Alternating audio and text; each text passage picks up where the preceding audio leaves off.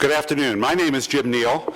I'm the University Librarian at Columbia, and I'd like to welcome you to this program, which is jointly sponsored by the library's Scholarly Communication Program and by the Graduate School of Arts and Sciences. Each year, we organize a series of programs looking at key developments and issues in the work of research universities and the work of scholars and students. Today, we tackle a pretty momentous topic: the future of higher education, if you will. How can colleges and universities remain viable and effective in producing successful graduates, in enabling productive faculty, in addressing national and global challenges, and advancing our cultural and intellectual vitality? Our speaker is Mark Taylor. Dr. Taylor is chair of the Department of Religion at Columbia, professor of the philosophy of religion at Union Theological Seminary, and professor emeritus of humanities at Williams College. He has many awards, including the Guggenheim Fellowship and the Carnegie Foundation National Professor of the Year Award. He is a leading figure in our debates in the Academy about postmodernism. He has written on topics ranging from philosophy, religion, literature, art, and architecture to education, media, science, technology, and economics.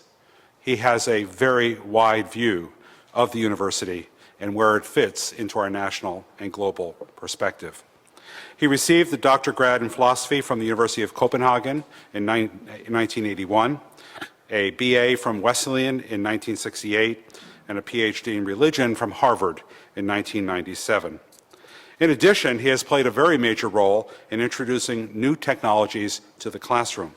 In 1998, we were talking about this before the session began, he co-founded a company called Global Education Networks, whose mission was to introduce high-quality online education in the arts, sciences, and humanities to anyone, anywhere in the world. Perhaps he'll comment on that experience in his talk. We all know about his New York Times op-ed piece in 2009 and the wide reading and the huge debate that it engendered. We now have his book, Crisis on Campus, which really expands on and refines some of the ideas he presented in that op-ed piece. We welcome Dr. Taylor. We look forward to his remarks. We will follow his presentation with a response from Dr. Liu, and then we'll open it up for your questions and your comments as well. Dr. Taylor.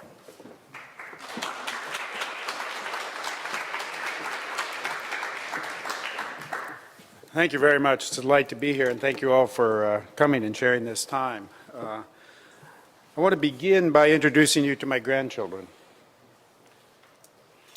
This is Selma, who's just a little over 4, and she was here this weekend. Her father was running in the marathon, and once again I was blown away by the facility with which she navigates the computer. Her little sister is Elsa, who, when this was taken, was about 6 months old. And I'm worried about their future. I'm worried about the future of both our undergraduate and graduate students, because I don't think we're doing a very good job educating our young people. And I don't think that what we are doing is sustainable. I think it's unsustainable financially, institutionally, and curricularly. And I'll try to indicate each of those in the remarks that follow. Let me contextualize sort of how I came to this. The introductory remarks suggested some of this. For over 20 years, I think it is, I've been sort of experimenting with the use of various technologies in my classroom. In 1992, I taught a course with a colleague in Helsinki using teleconferencing. It was the first time that kind of thing had been done. And it was a remarkable experience and began to show me the kinds of things that these new technologies might enable educators to do. But I come at this really as somebody interested in philosophy and religion. I know that when you list all the different kinds of things that I've thought about or written on, it seems like a hodgepodge, but there is a certain logic, at least looking back on it. And those experiments grew out of things that I was thinking about in my research and writing at the time. And since then, the work that I've done in these new technologies has really informed my research and writing. And one of the ways that I have been able to do this has been to enter into a collaborative relationship with my students for many years, over 35 years at Williams, with very, very bright and able undergraduate students who, unlike many graduate students, unfortunately, are willing to take risks. And I became a student of my students. My wife is head of information technology at Williams, and that helps because I really don't understand a lot of what goes on under the hood. But if I can imagine it, the students can do it, and they can imagine many things I didn't know we might be able to do. So that's been sort of the context in which I've begun to think about some of these things. I also want to say something else about this context. Higher education has to be understood, in my judgment, systemically. It's a higher education system of which places like Williams and Columbia are one small part, much smaller than we're wont to realize, it seems to me. It's a complex and a diverse system, and it's a system that is in considerable trouble as we speak. Indeed, just yesterday, the president of the University of California system, which of course is being dismantled under our very eyes, sent out yet another dire warning to the people of California about the economic problems they are facing. Their budget is still over $1 billion in the red, and the cuts that will have to entail. The range is also global. We have to understand our educational system, not only in relationship to other institutions of higher education in this country, but in relationship to other education systems abroad. For many, many years, American higher education has been the envy of the world, and indeed it still is in many, many ways, but that's changing. Higher education in this country is a multi-billion, if not trillion-dollar business, and it's an area that is going to be that other countries are going to enter. China and India, as we speak, are developing strategies to enter the American higher education market, not by bringing our students there, but by setting up their operations here. So we have to look at it globally. We also have to look at it, it seems to me, in relationship to things that are going on in K through 12. And I'll come back to that in a minute. One of the difficulties that I have had in trying to address these issues is getting colleagues in higher education to acknowledge that there's a problem. You look at California, you don't need to persuade those people. But for many other colleagues, we do have a problem. There's a very interesting book. It's a book on businesses titled The Mighty Fall, Why Some Companies Never Give In.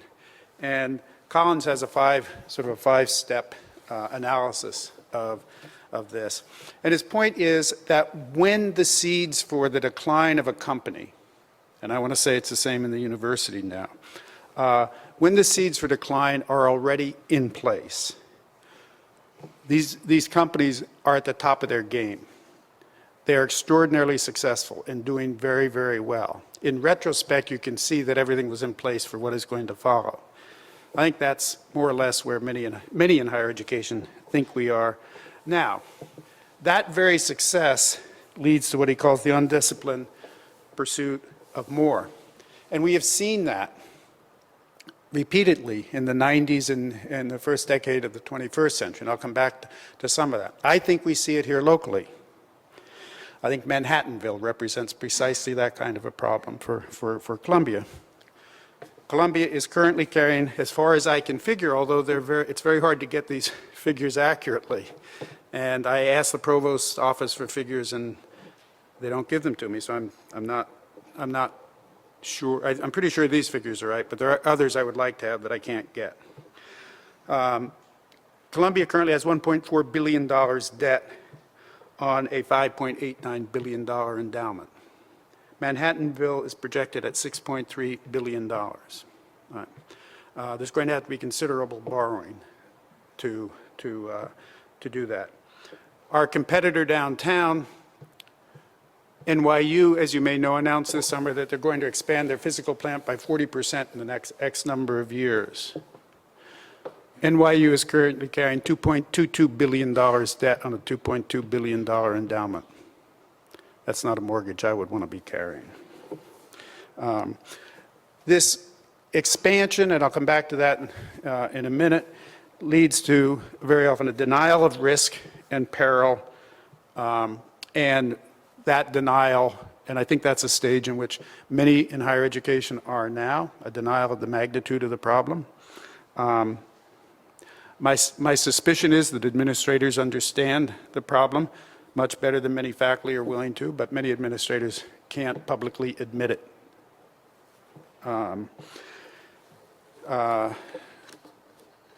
The refusal to admit only exacerbates the problem and leads to eventual decline and collapse.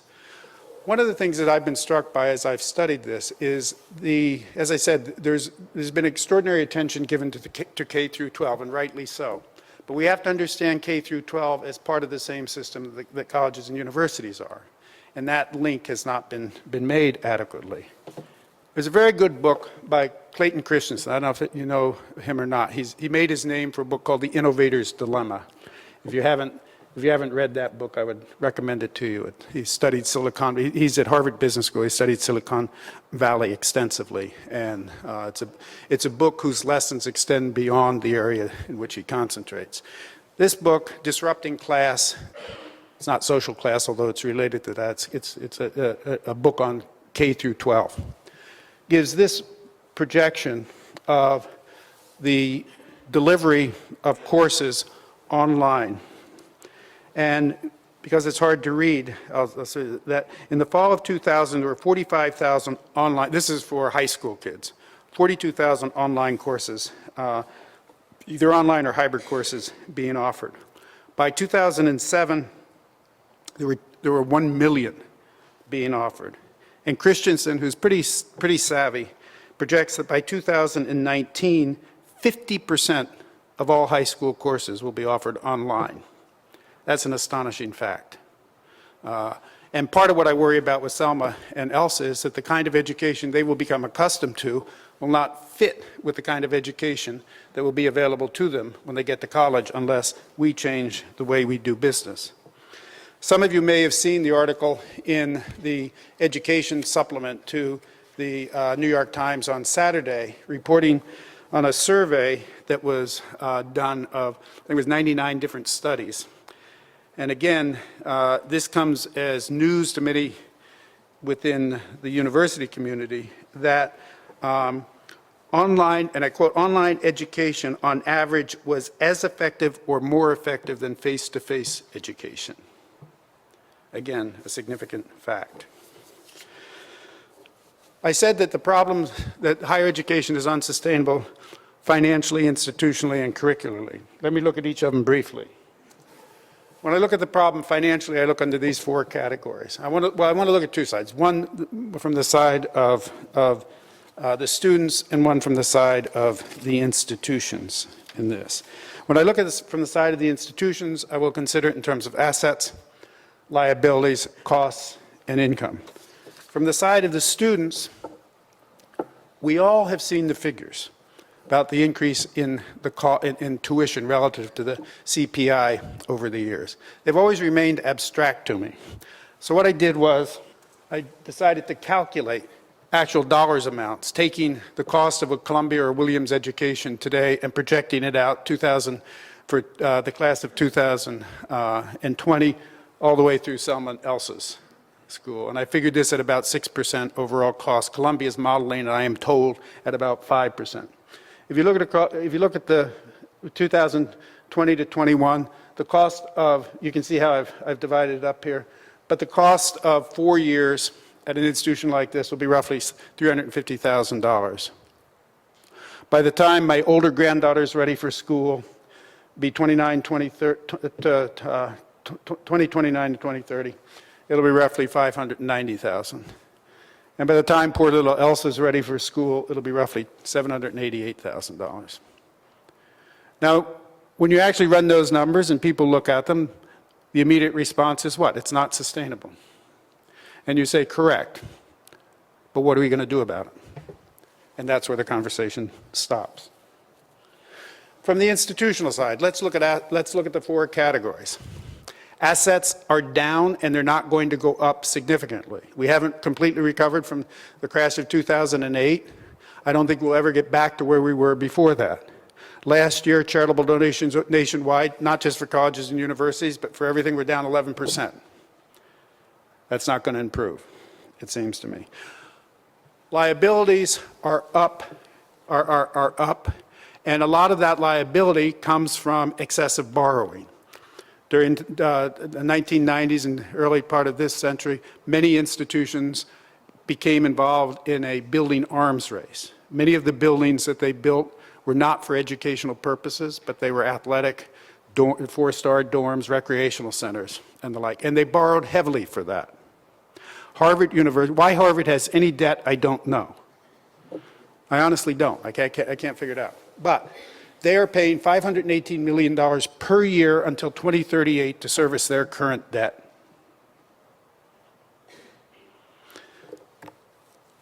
Middlebury College, fine, small liberal arts school, is carrying $270 million debt on an endowment that's now, as far as I can figure, close to $700 million. You can't sustain it. You can't sustain it. Costs are either fixed or increasing. Right? We all know the measures that we've been asked to take to cut costs, but it's very, very difficult to cut enough to make a significant dent in all this. And income takes various forms, obviously, especially at a place like Columbia, where we have income from grants and everything. But with respect to tuition and the like, we sell our product for 2/3 what it costs to produce it. Now, you don't need an MBA from Columbia to know that that's not a viable operation. The model for the university, I mean, it's not just because I teach philosophy, but the model for the university that we have really goes back to Immanuel Kant, who published a little essay in 1798 called The Conflict of the Faculties. He lays out the blueprint for that, for the university, the research university as we've come to know it, in that essay. And the first implementation of that was the University of Berlin, which was founded in 1810, whose first rector was Fichte, philosopher, and where my guy Hegel and his competitor Schleiermacher lectured at the height of their career. It's an extraordinary, this is the first paragraph of the essay, and it's an extraordinary paragraph, it seems to me, considering it was published in 1798. I've highlighted some of the sections. He uses the model of mass production. He uses the model of division of labor, right, for the setting up of departments and divisions, which I'll talk about more. The fundamental principle of Kantian philosophy is the principle of autonomy. He sets up the university as autonomous vis-a-vis the surrounding world. He sets up departments as autonomous vis-a-vis each other. And as anybody who's tried to manage any academic situation knows, there's nothing more autonomous than a tenured professor. He set up peer review, scholars passing judgment on other scholars and specialization. So this structure, right? And he divides the university into two faculties, what he calls the higher faculties in the plural and the lower faculty. The higher faculties are the professional schools, at that time law, medicine, and theology. The lower faculty, which is the philosophical faculty. And that faculty's function is criticism, and it includes all of what today we have under the rubric of the arts and sciences. The time at which Kant was developing his university was the time in which there was a shift from, there basically been three patronage systems in higher education in history, right? Church, state, and private. Kant was writing at the time of the transition from church to state.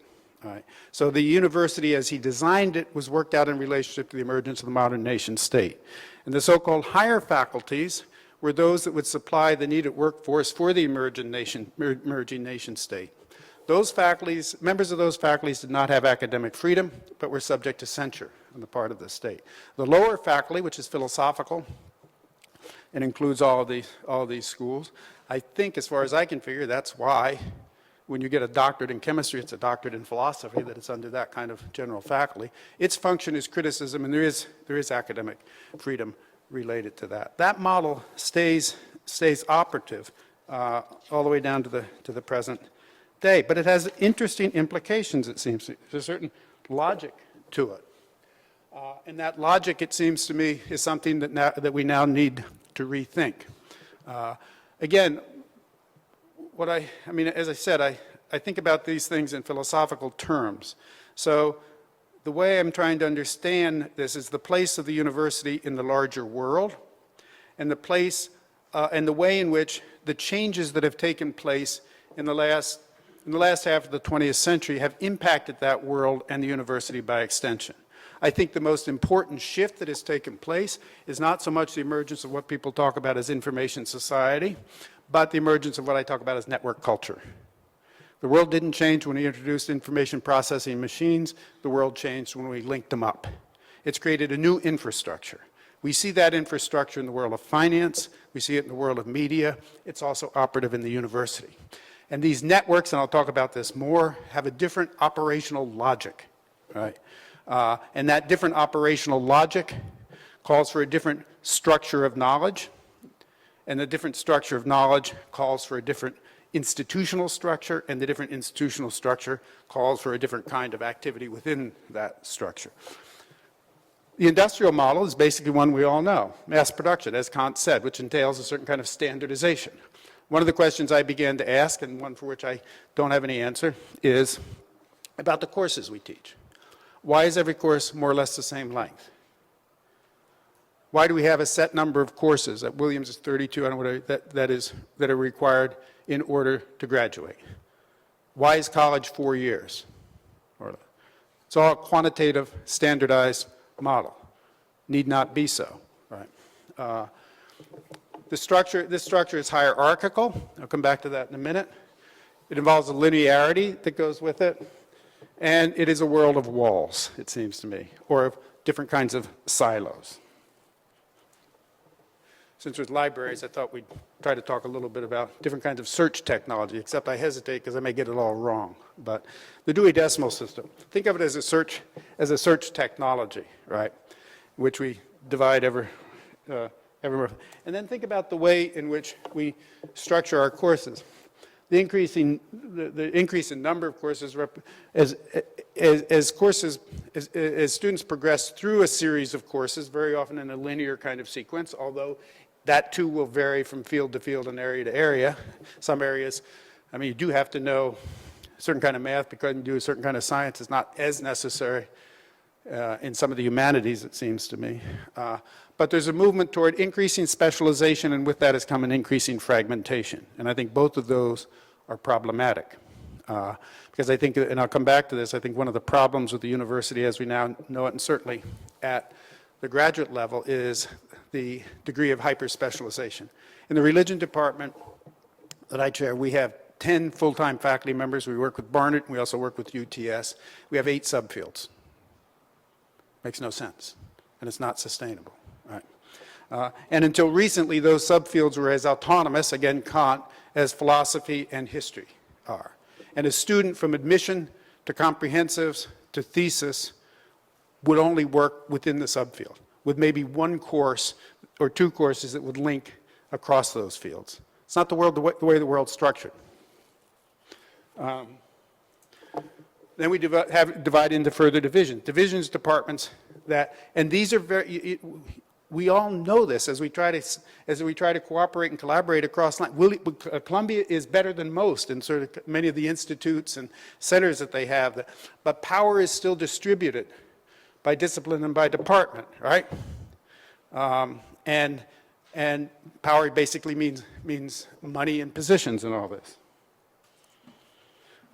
What would it be like to think differently? What would it be like to imagine a different structure for the university? See, I don't think the way in which knowledge is structured is hardwired. I think the way in which knowledge is structured changes with the forms of production and reproduction in a given society. And as those forms change, so will the structure of knowledge. And so too often now, the structure of the institution and the structure of knowledge are at odds with each other. When I had the idea to create global education network, one of the questions I asked myself is, what would it be like to create an educational institution? This is going to be online. Now, at that time, I mean, this has become much more familiar in the last 12 years, but at that time it wasn't very familiar. I think that's one of the reasons we failed. But what would it be like to create an educational institution structured like a network rather than a series of silos? How would that look? And I've continued to think about that. I think we would move, and again, these are terms that are used in other areas, from mass production to mass customization. I'll come back to that in a minute. I think the structure would be much more decentralized and distributed. I think the core would be in trouble in this model. I think the order would be much less linear and much more nonlinear in terms of how one progresses through it. And I think it would look much more like a wall than a series of, much more like a web than a series of walls or silos. I think schematically, this is one of the ways I try to look, and again, these are all schematic, of the ways in which these different fields intersect. For me, that's the sweet spot,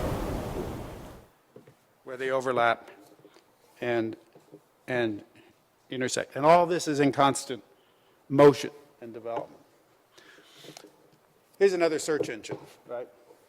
This is a structure of Google architecture, right?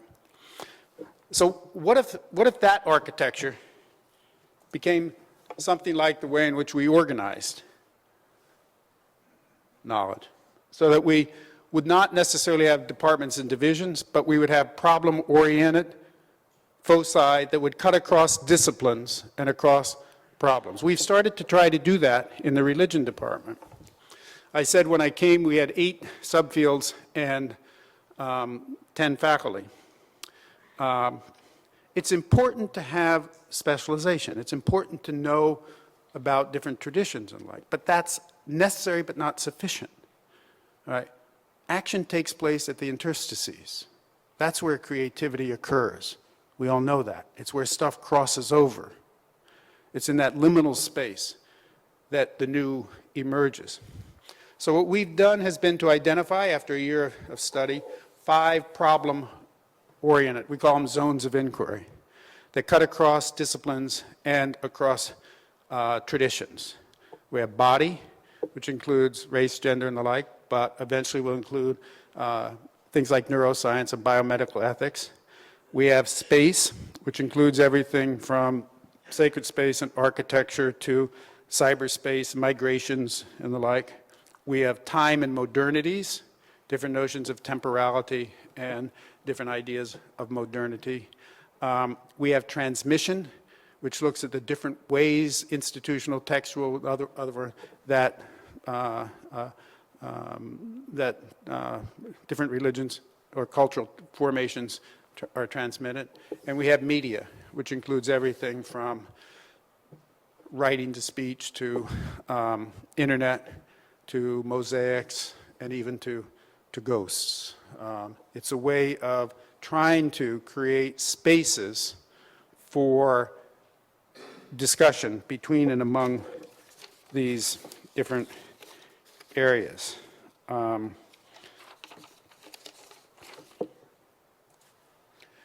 Again, to the extent that there's a vision behind the alternative structure that I'm looking at, it is this notion of networks and networking. A lot of the work that I've done in the last 10 years has been work in theories of complex and adaptive systems. All right? And that's part of what I'm trying to do, is to imagine knowledge as an emergent complex adaptive system, which would require a different kind of institutional structure. Right? How can you create an educational institution that is an emergent, complex, adaptive system. The university, we all know this, is rigid. Trying to affect change in the university is monumentally difficult. These are some of the characteristics of networks as I understand them. I won't take the time now to go over all of those, but sort of the way my mind feels. It's from a book that I think stands up very, very well, Douglas Hofstadter's Gödel, Escher, Bach. If you haven't read it, read it. He understood early on how these complex systems work. But that is much more the way knowledge is, it seems to me. And that is much more the way the world is than the kind of pyramidal structures of differentiation and fragmentation that we had before.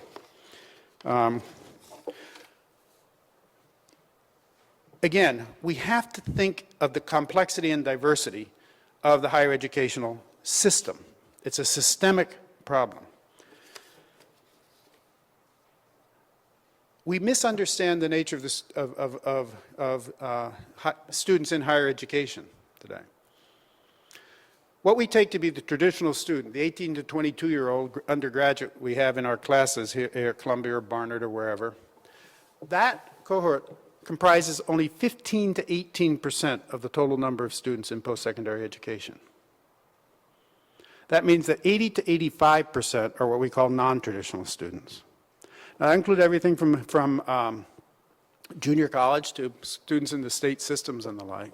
But that's a huge, huge number. And for those students who are so-called non-traditional, place-based education is going to become much, much less important as time moves on. Right? And especially if half their courses that they've taken as high school students have been online courses. Right? So we have to understand that we have a very, very small slice of that pie. Now, we can say that we can continue doing what we do. Columbia and Williams are not going to disappear. Right? But the inequitable distribution of wealth and resources between the have and the have-nots within the educational world is every bit as big as between Wall Street and Main Street. Right?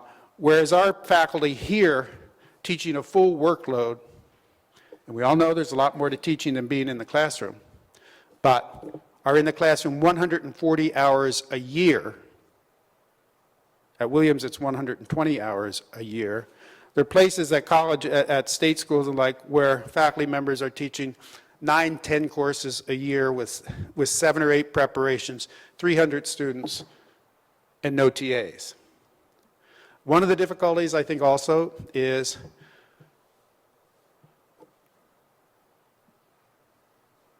teaching is not adequately respected. And the sad fact is that teaching is nowhere more disdained than at a research university, where status is all too often measured by how little you teach. Right? Research is important. It's vitally important. But so is teaching. And there's an imbalance. I think we should reward teaching more and encourage those who are not doing research or are doing very little research, and that number is much higher than people will publicly admit, to cultivate skills in teaching. We must also find ways to cooperate and collaborate with less fortunate institutions or with peer institutions. In my judgment, rather than being involved in this arms race, whatever it's about, NYU and Columbia ought to be cooperating, ought to find ways to cooperate and collaborate. These forms of cooperation and collaboration should involve other colleges and universities, both national and international. Technology enables us to cooperate and collaborate in ways we never have before. For instance, does it really make any sense for every school in the Ivy League to have a PhD program in religion, in philosophy, in history? Why not have one Ivy League doctoral program, which would involve a sharing of faculty and students across the system? It need not be limited by physical proximity. 1992, when I taught with Helsinki, I guarantee, and it was a real rinky-dink operation because we just had to put it together with scissors and paste, I guarantee you that within 20 minutes, you forgot they weren't in the same room. All right? The technology, we all use Skype all the time. Rev it up. You can use that kind of technology now to expand. The idea that I had with Helsinki was a global classroom, which anyone anywhere in the world could sit down around the table and talk together about things that mattered. We could do it then. It's much, much easier now. But we also need to think about continuing ways in which there can be support from the government. That's going to be vital. We need to find ways to cooperate with nonprofit organizations, other nonprofit organizations, museums, symphonies, and the like. They have many of the same problems. And we could work together with them in ways that would not only be beneficial for them, but would also help to prepare our students for the world in which they're going to live and work, because we're not doing an adequate job with that either. And I'll come back to that. And we must find ways to cooperate and collaborate with for-profit organizations. For-profit organizations in education and otherwise. The for-profit sector in education is much, much bigger than people realize. There are about 3,000, over 3,000 for-profit educational entities in the country. A lot of them have gotten bad reps, and some of it justifiably so. But the fact of the matter is that we in higher education are, to a large extent, responsible for that. When I tried to start Global Education Network 10, 12 years ago, I knew this space was going to be important. And I wanted educators involved in shaping it. The reason we failed, and it was a $27 million failure, this was not an insignificant venture, was because of the resistance of faculty members in the arts and sciences. We set it up for profit, not for the profit of individuals, but for the profit of institutions, profit of individuals giving the courses. Because it was clear to me then that if the humanities couldn't figure out a way to generate profit, they're going to be left standing in the dust.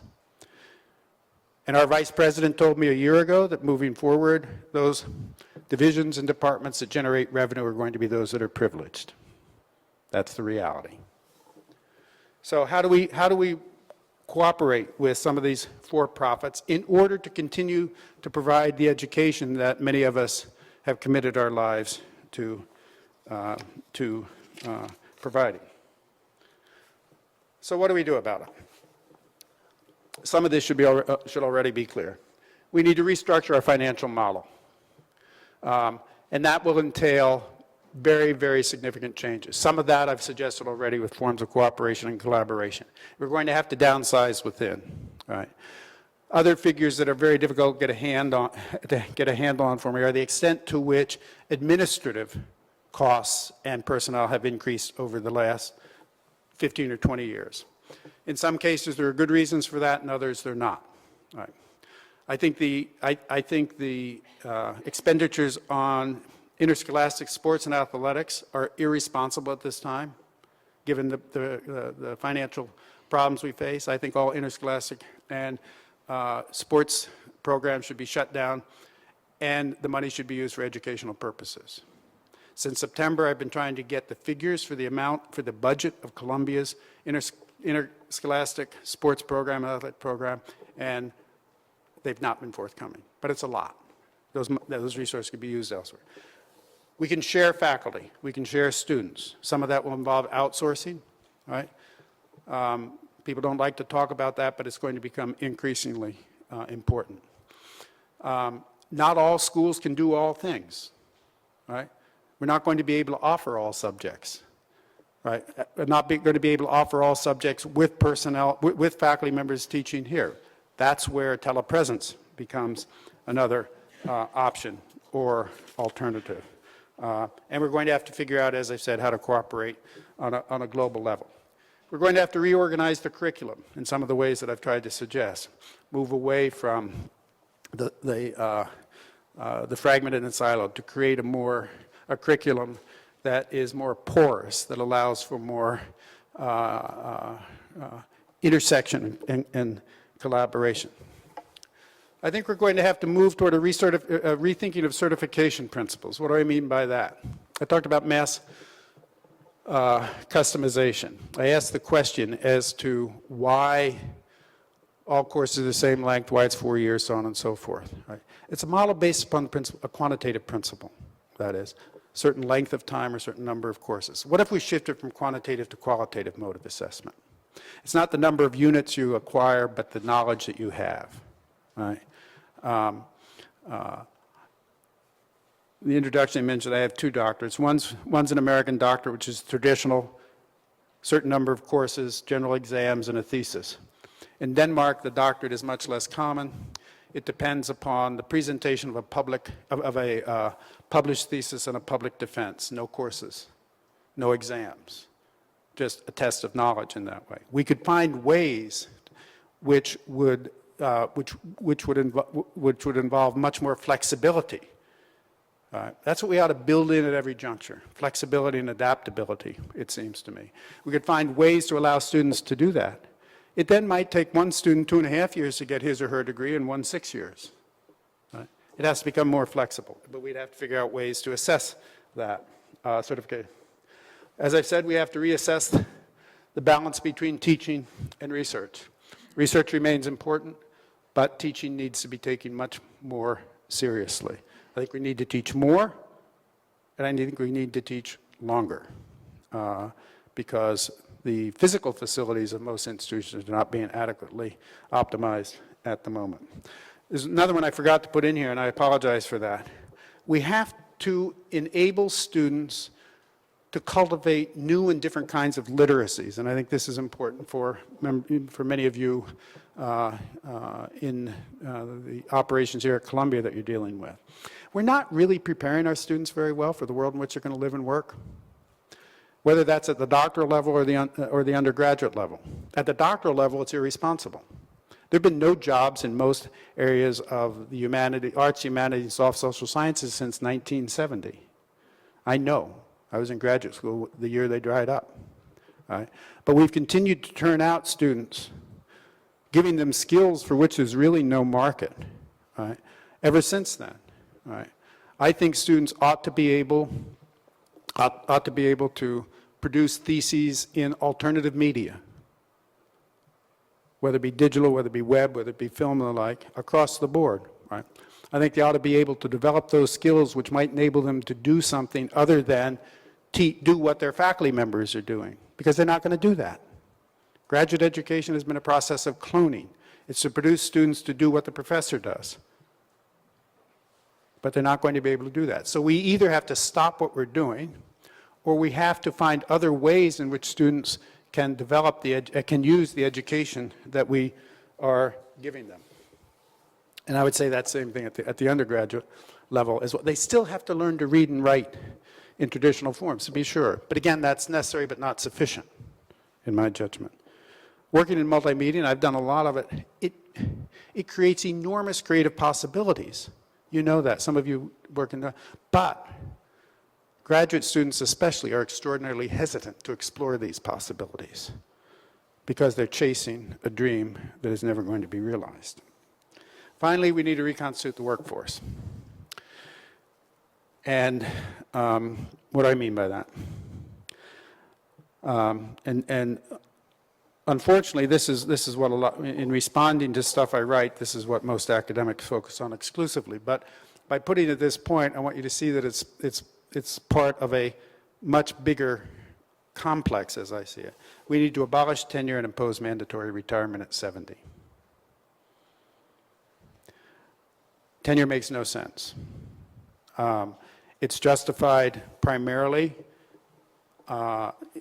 people justify it primarily in terms of academic freedom. I don't believe that's the case. In my own experience, it certainly has not been the case. And if you actually look at the 1940s statement of the AUP, the justification is really economic and not academic freedom. They list academic freedom first, and then the second item they list is economic. The statement then proceeds, however, to say that all members of the university, tenured or not, ought to have academic freedom, which means that academic freedom itself does not rest upon tenure. This is really, I think, a moot point because tenure is eroding as we speak. Only 28 to 31% of the positions of the current of the current positions are either tenure or tenure track. The alternative in many cases, as again we know all too well, is to go to adjuncts. I don't think that's a viable system either. You can't run a program without some continuity, and you can't do that by hiring adjuncts ready where to $1,000 to $5,000 a course without any healthcare benefits. I think that what we should do is to move to a system of 7-year renewable contracts, which is a review, and person can be renewed, discontinued, or whatever. Why? What's the reason? Again, it's financial, but it's also curricular. Curricularly, it's impossible to know in today's world whether an area of investigation that now seems important to do is going to be important in 5 years, let alone in 35 years. You just can't know. So you're making a 30 to 35-year commitment when you tenure a person. Secondly, once tenure is in place, there's no carrot, there's no stick. It's very, very hard to make changes with a when you have a tenured faculty member in place. I sometimes put it this way. If you were hired as a CEO of a new business just starting up, and the board of directors said to you, we want this to be the best business possible. Go out and hire the top people, and I don't care what we have to pay them. Would you hire anybody under these conditions? Lifetime employment, no possibility of dismissal, regardless of performance. You wouldn't do it. Or if you would, your company wouldn't last long. That's what tenure does. That's what tenure does. So you need a system, it seems to me, that allows for continuity but flexibility. Again, at every level, it seems to me that what we have to do is to try to create an institution that can emerge, adapt, and change with the emerging and changing world in which we find ourselves. It's a complicated set of issues. It has to be understood, I think, contextually. And that's part of what I've been trying to do, both in my writing and in my teaching and in going public with a lot of this. So thank you for your attention.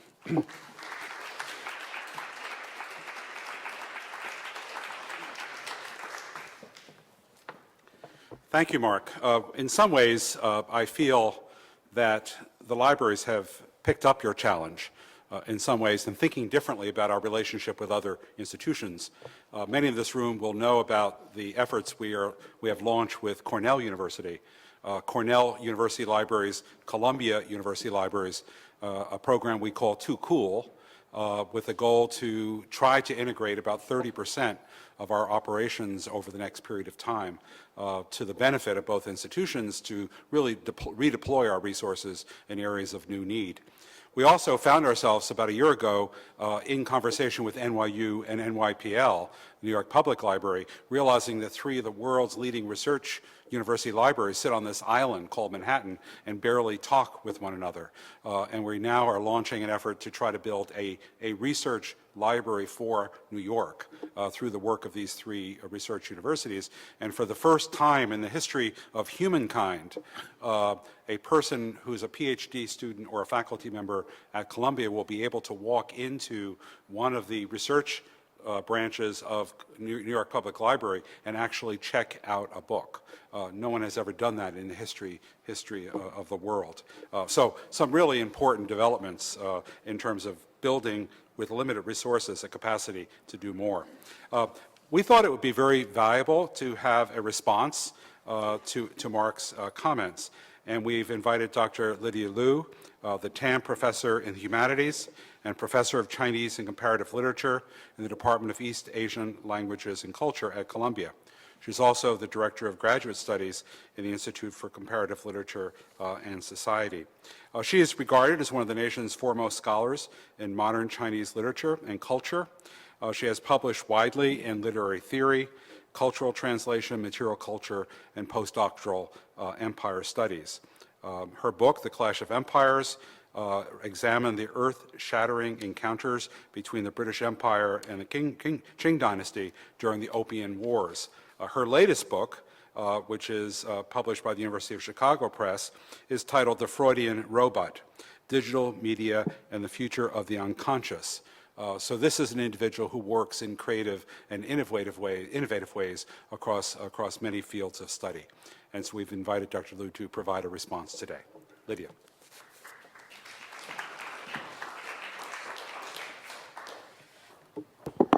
Mark and I have had numerous conversations about the changing landscape of higher education, technological developments, and also networked society. Last spring, he organized a faculty research seminar on the subject of network, and we had many discussions there.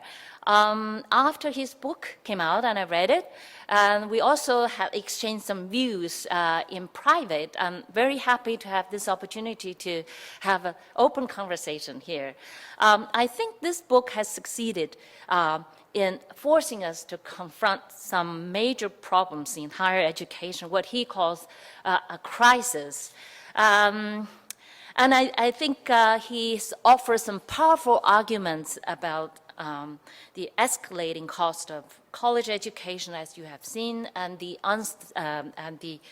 unsustainability of how universities are managed. And we see a bold vision here. I'm particularly interested in what he has proposed in the book and also what he has discussed briefly today as the emerging zone of inquiry. In fact, he has already started an experiment in the Department of Religion in restructuring the curriculum there, the zones that he just described. And I was very tempted here, and I was persuaded by Mark to teach in one of the zones in maybe after next year when I return from my sabbatical leave. In his book, he also described some of his experiments back when he was still teaching at Williams College. One course that really struck me is called the Real Fakes, in which he involved a good number of faculty members from very different disciplinary backgrounds. It looked like the kind of courses that I would like to teach, but it's not easy. Since I teach in the Department of East Asian Languages and Cultures and also in the Institute of Comparative Literature and Society, this institute requires some courses that would involve team teaching, preferably between a humanist and a social scientist. We've had some major difficulty in recruiting social scientists to teach some courses. I taught one course with a historian, Victoria de Grazia, on technologies of empire 2 years ago. That went very well. I also learned a lot from teaching that course. But as a rule, we've had difficulty asking sort of around social scientists, would you be willing to teach this and that course? It's extremely difficult.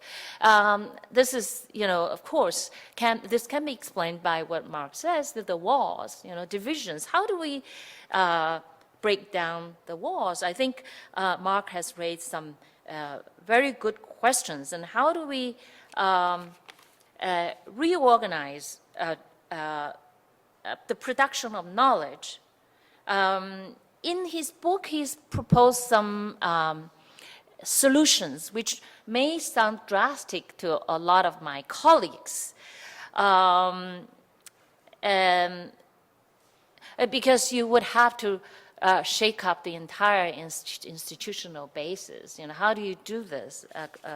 And I think it would be interesting to do some experiments, within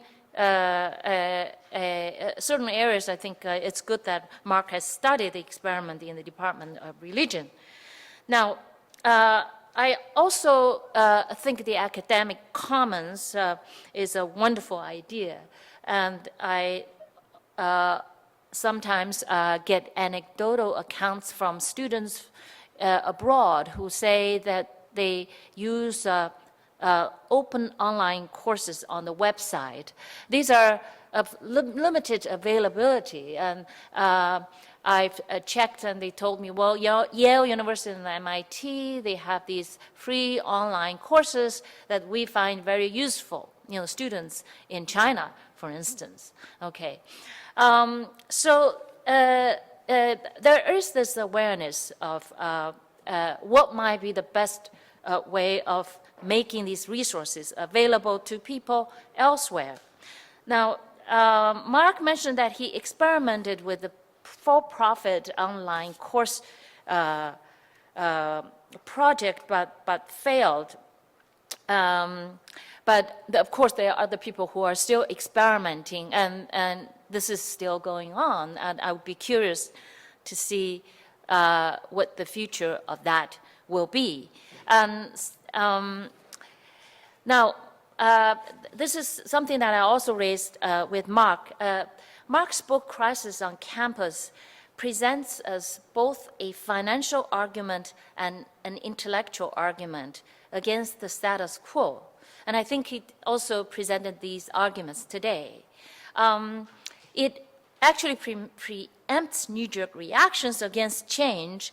I think this is very good, but not being a university administrator, I'm speaking more as a faculty member.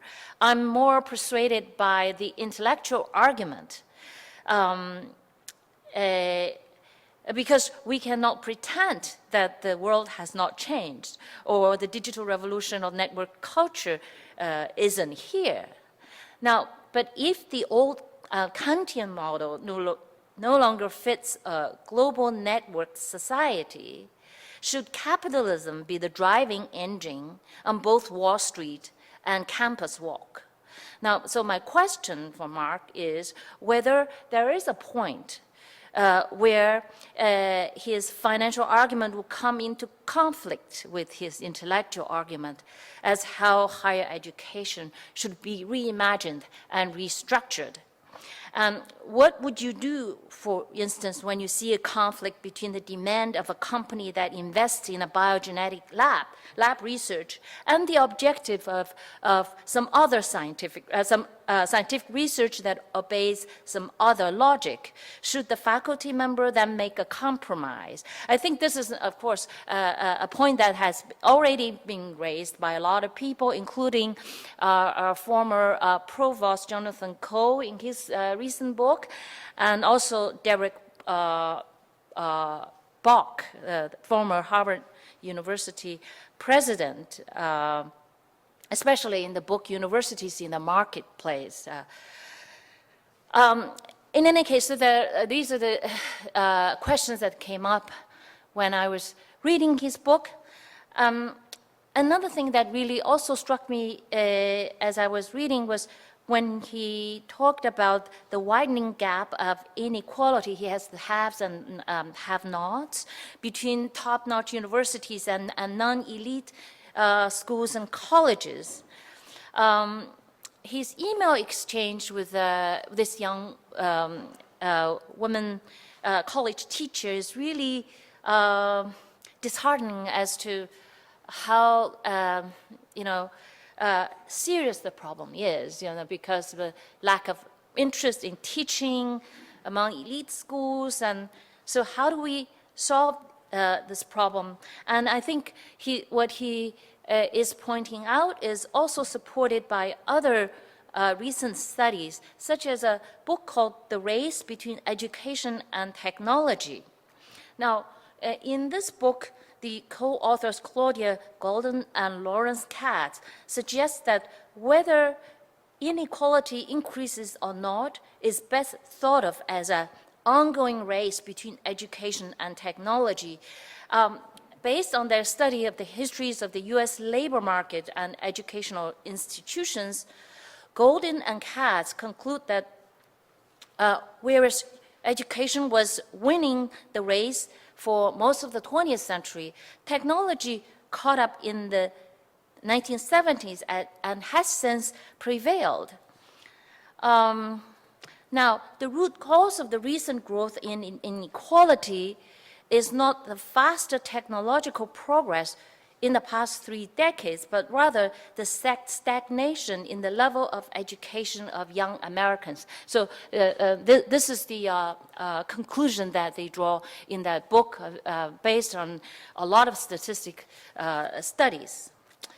2 or 3 days ago, the New York Times op-ed columnist Nicholas Kristof wrote an interesting piece called Our Banana Republic. I'm sure you have read this. And he mentions that the CEOs of the largest American companies earned an average of 42 times as much as the average worker in 1980, but by 2001, they earned 531 times as much. Perhaps the most, astounding statistic, according to Kristof, is this: from 1980 to 2005, more than 4/5 of the total increase in American incomes went to the richest 1%. The richest 0.01% of taxpayers would get a tax cut of more than $60,000 from President Obama's plan, and they would get much, much more from Republicans. Okay, so what do we make of this? At the time of 9.6% unemployment, according to Kristof, wouldn't it make more sense to finance a job program? For example, the money could be used to avoid laying off teachers and undermining U.S. schools. So the problem here is bigger. It's much bigger here. So Mark's diagnosis of the crisis in higher education, it really points in these bigger problems. It seems that it really requires a major shakeup of society to address the problem of inequality and the problem of resources. And universities are not ivory towers, but are already caught up in all the tides of changes, as Mark has pointed out in the book. Now, even for for-profit institutions such as the University of Phoenix, which is discussed in his book, is running into difficulties, and because of their direct entanglement with financial speculation and economic bubbles, and their stocks tumbled a few weeks ago. So then, so I would like to hear perhaps Mark to comment on this latest development, for-profit education, if we were to go in that direction. Now, would the abolition of tenure solve the problem? Here, I think our views diverge, given how serious the problems are. The problem of inequality among the universities, the rich and the poor. It's a major, major social problem. And also, I think it would be helpful to perhaps do a comparative study with places where they have abolished tenure and see what's going on. For instance, you see, I run a research institute at Tsinghua University in China, so I sort of learn a few things from the other side as to how they mounted their reform programs, and that's been reformed, from top to bottom and everywhere.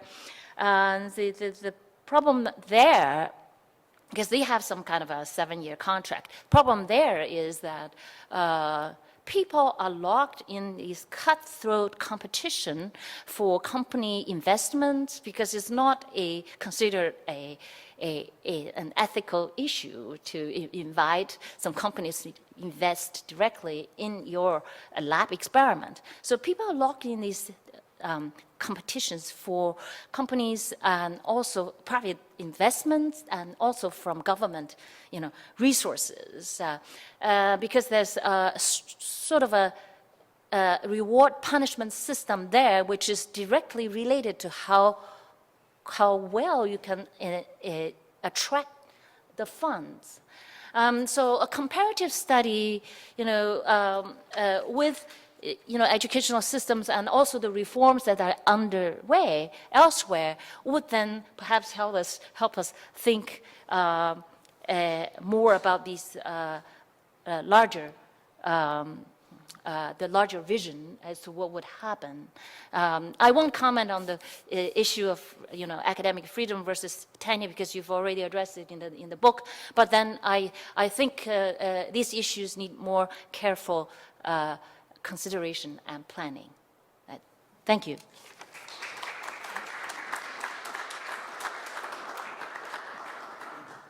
I think we have a few minutes for you if you have questions or comments that you would like to present. I ask if the two speakers would come up and be ready to answer your questions or to listen to your comments.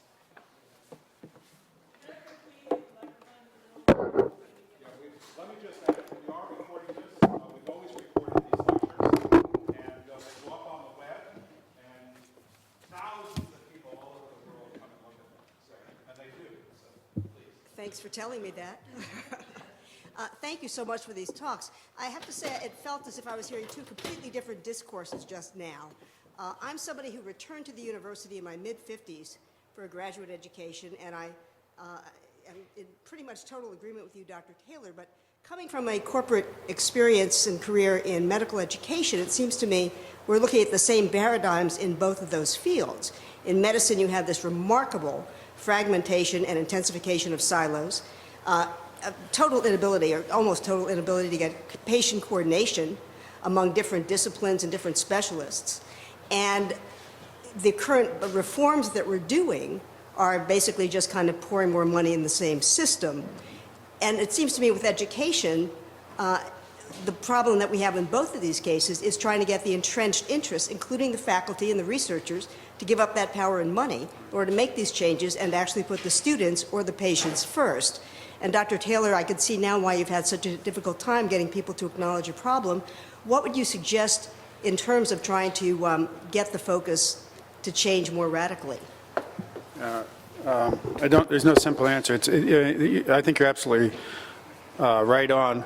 A few days after that infamous op-ed appeared, a student that I had the first year that I taught at Williams called me, and Harvey has went on to medical school and become one of the country's leading heart surgeons. And interestingly enough, and this was much before I was even involved in all the uses of technology, became one of the first, he practices in Albuquerque, to use technologies of telemedicine to bring healthcare to the Native American reservations across the world. And he said exactly the point that you made. He said, what you're talking about is even worse in medical school, medical education, where people specialize not only in one organ or one organism, or one organ, but one single disease, and how you tried. And the body is a system, obviously. And I think the problem is not only the interrelationship of all the parts of the system, but the interrelationship with other cultural. I have diabetes and was just yesterday up at my doctor up at Columbia Presbyterian. And diabetes is a ticking time bomb in the American healthcare system. 1 out of 2 to 2 out of 3 children now being born will be diabetic.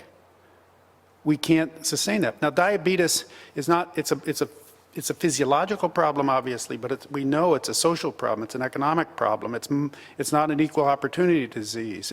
It requires us to look at all of those different things.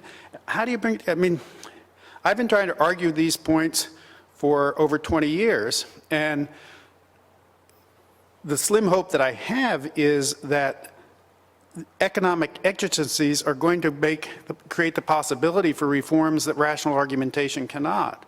I mean, Lydia raised absolutely spot-on arguments, and the work she does, this new book, is exactly the kind of work that crosses these lines that we need. And yet, the problems that she poses in terms of how we affect this financially are crucial. I do think it's also important for us to be self-aware about this for-profit stuff. The for-profit is not simply University of Phoenix. That's one. When I set up the company 12 years ago to be for-profit, the profit was going to be shared by the universities. not by stockholders. We're trying to figure out, because we were spending at that time 1.2 to $750,000 to $1.2 million per course to produce. It costs a lot of money. And we were trying to figure out, Columbia is already in the business of business big time. The top floor of the building where my office is technology transfer. The latest figures that I could get from that operation at Columbia, from 2004 to 2007, Columbia made $400 million from technology transfer. In 2007, which was the last year I found figures for, I think it was $128 million. That was greater than the whole arts and sciences budget. Now, part of the problem that Lydia points to is it's sort of like publishing. Jim faces the problem with publishing. You try to publish one bestseller so you can finance others that don't sell as well, right?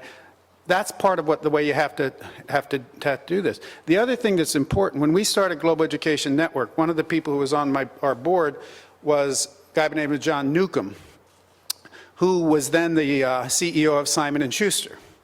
I had always envisioned what we were doing was creating a global classroom, which I thought was a good thing. In other words, the schools were the ones that introduced the argument of brand dilution. I thought the world would be a better place if everybody had a Columbia or Williams education. The schools don't. They're concerned about brand dilution. That was their language, not mine. I envisioned a global classroom. Newcomb always saw what we were doing as an extension of the textbook.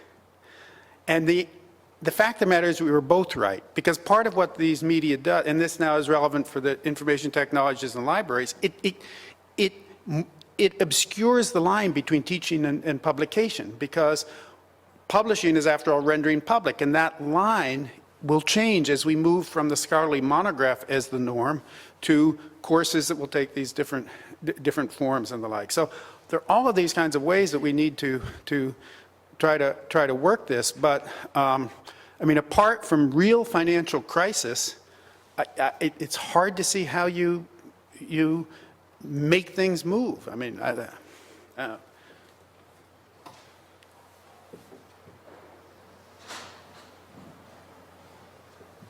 Yes, hello. Thanks for the talk. So I have a question concerning the complexity and diversity you mentioned.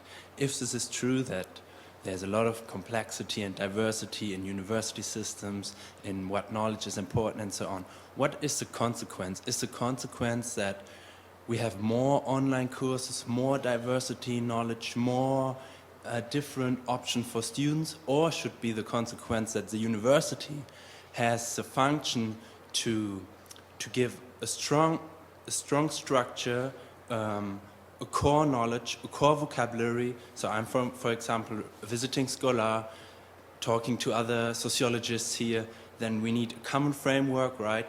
We need to more or less have some things, some classics we all know, and you said, okay, it's necessary but not sufficient. But I'm still wondering if I would prefer to live in a world with a lot of online courses, with less structure of knowledge, with less knowing what could we learn and so on. So I'm really wondering, what is the consequence from what you call diversity and complexity?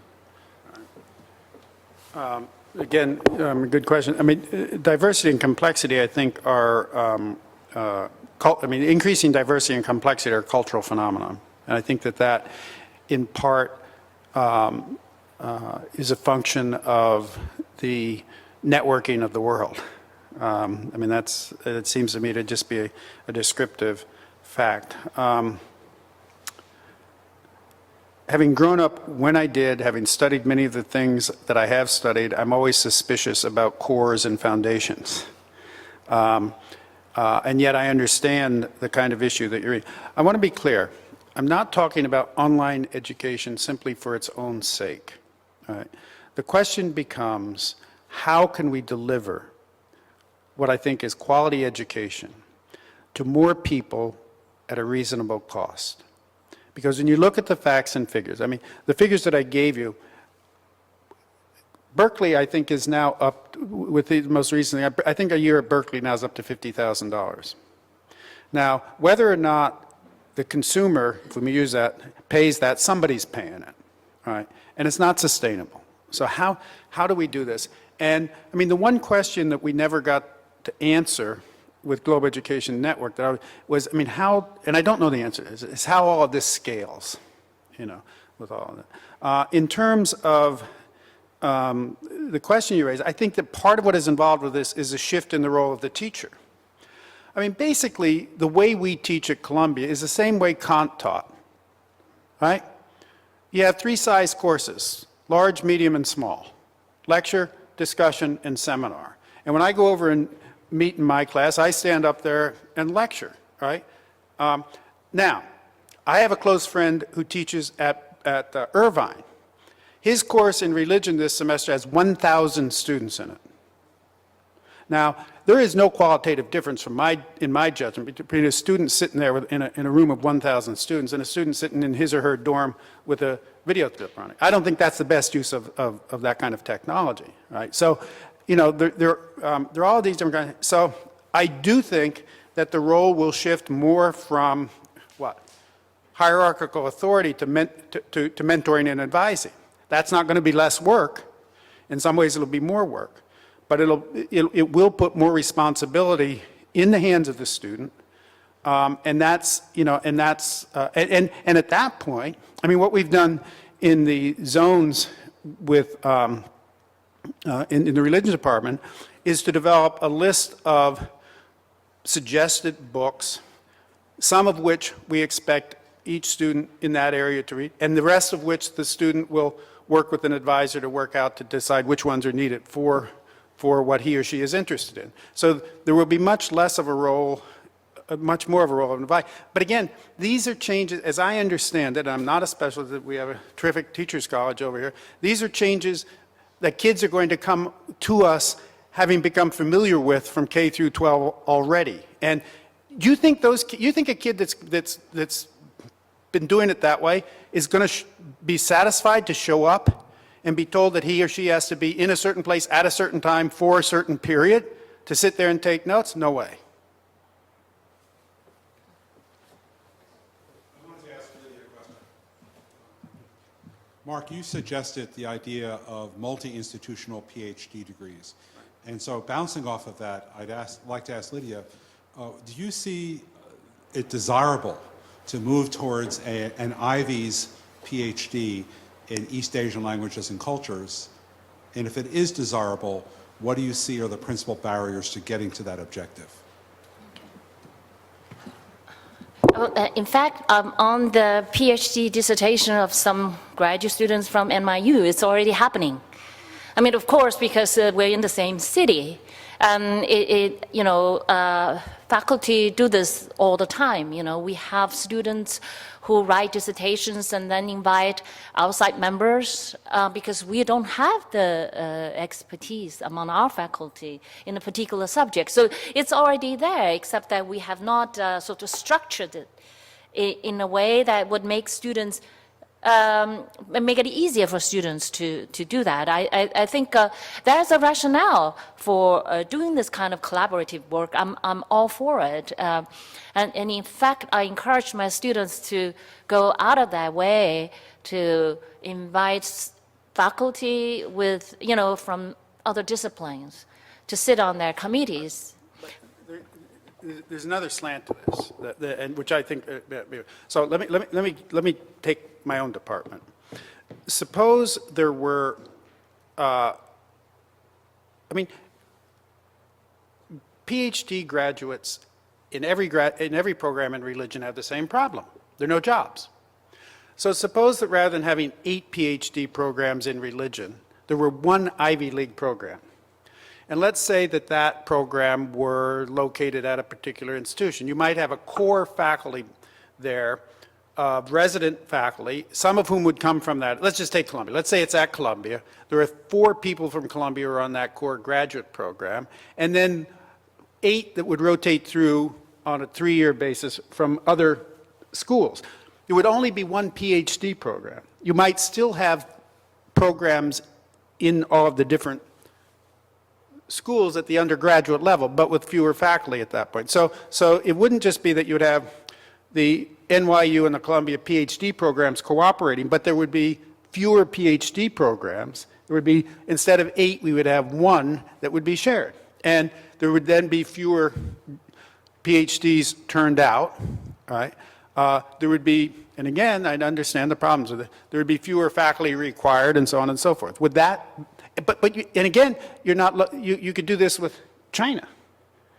You have a kind of joint program with China, but I mean, so would that be one feasible, one desirable or two feasible in your areas? I think what you're proposing here is, more imaginative than what is being done. In some disciplines and fields, that it's true that we really produce too many PhDs, and there are no positions. But this has not, it depends on the field. Like my field is an expanding field. A lot of liberal arts colleges and universities are increasing, adding a field of modern Chinese studies. We don't have enough qualified people to fill those positions. So it really differs. My question is, I think, how do we then decide which disciplines and fields would then need the cluster, or should we, should different universities come together and rationally plan things out and say, well, we project in the next 5 or 7 years, we need to focus on this zone of inquiry, and therefore faculty from these different universities around the country or around the world should then come and train this group of students. Is that what you have in mind? Yeah, is that too right? Yeah. How do we decide on which? Right. Well,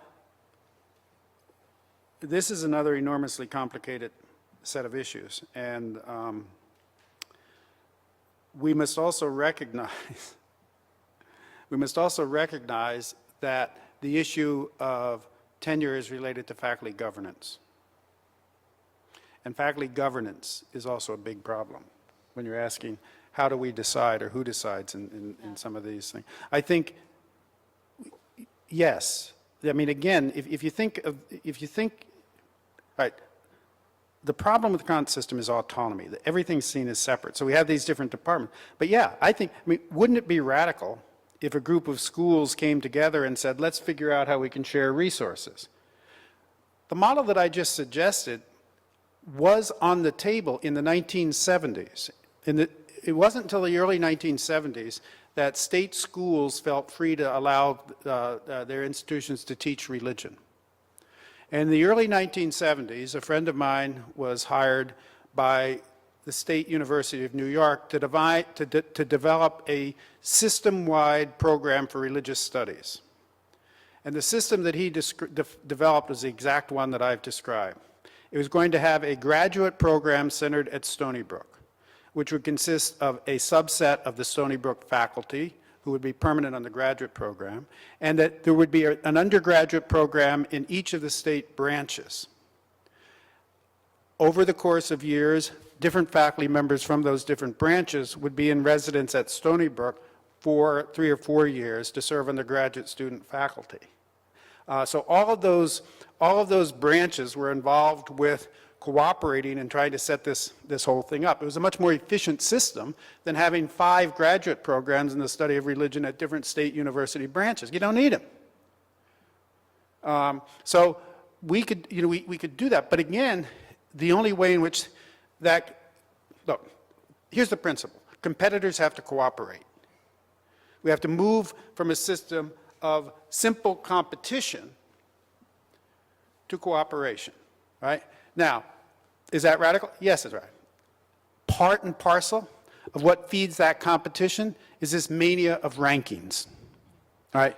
The college where I taught for 35 years has regularly been ranked number 1, whatever that means. I'll tell you a dirty secret. President before last, no, 2 presidents ago, had as his great innovation at Williams the introduction of the Oxford tutorial model as a way of teaching courses at Williams. I don't think it works for undergraduates. The last president came in and was going to begin a big new capital campaign for the 21st century.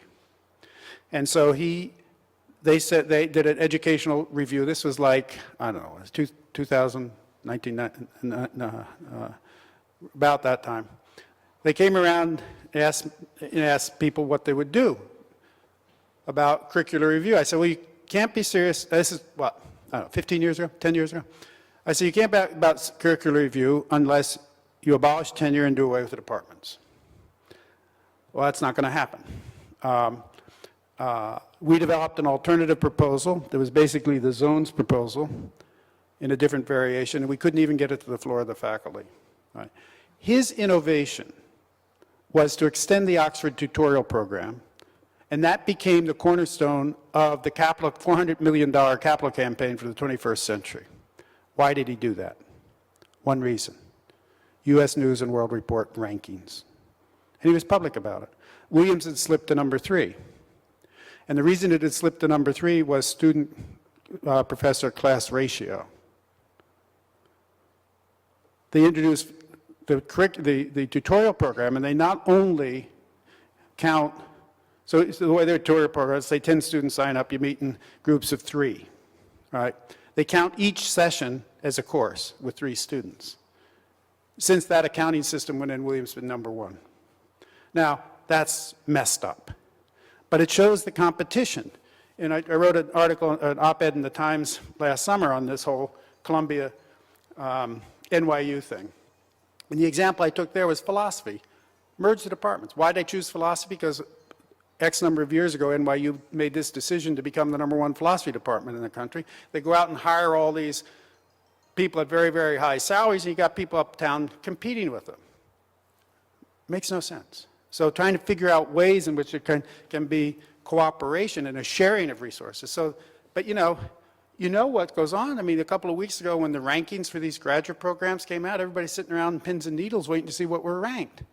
You know, why not cooperate?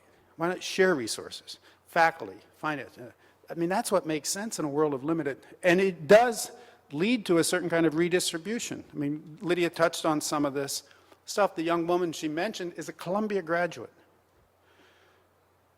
She went to Amherst. She got her PhD in Comp Lit here at Columbia. What a brilliant woman, and is teaching under absolutely impossible conditions over in New Jersey. Right? 10 courses a year. A closet office that she shares with 3 other people. Has to be on campus X number of hours a day. Right? She doesn't have time to read a book, let alone to write a book. Capital is not only financial, it's also intellectual. And there needs to be a redistribution of wealth, not only financially, but I think also intellectually. Now, that's the flip side of another problem that Lydia points to, the whole problem of how you do this within a system that is now strongly capitalist. And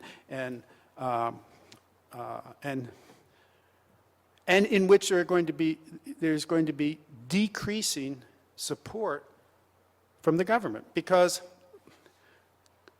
I can't get it. I don't have the figures exactly right, so I'm not. But part of the problem in California, and certainly in other institutions, is the same as in other sectors of society, is that the retirement and health care benefits for retirees are soon going to be greater than the amount of money they're spending for current employees. It's unsustainable.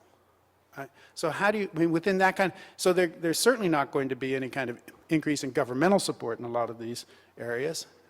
So how do you make these kinds of adjustments? And not acknowledging the problem seems to me to be irresponsible.